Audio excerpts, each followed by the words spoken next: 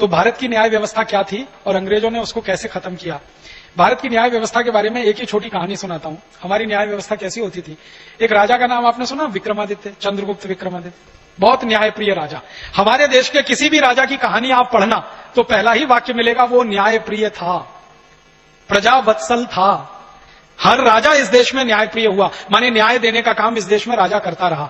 तो चंद्रगुप्त विक्रमादित्य के राज्य में 2 महिलाएं आई। एक बार एक मुकदमा आया, 2 महिलाएं थी, एक बेटा था। एक मां कहती थी मेरा बेटा है, दूसरी मां कहती थी मेरा बेटा है। राजा के सामने मुकदमा पेश हुआ तो राजा ने उसका न्याय करने के लिए कहा कि तलवार लाओ और आधा आधा काट दो, आधा एक मां को दे दो, आधा दूसरी मां को दे दो। तो जैसे ही तलवार आई और बच्चे को काटने के लिए तलवार उठाई गई तो तुरंत असली मां चिल्लाने लगी, नहीं नहीं इसको काटो मत, लगे तो पूरा का पूरा दूसरी मां को दे दो। राजा समझ गया असली मां यही है जो अपने बच्चे को अपनी आंखों के सामने कटता हुआ नहीं देख सकती। तो नकली मां से बेटा छीनकर असली मां को दे दिया।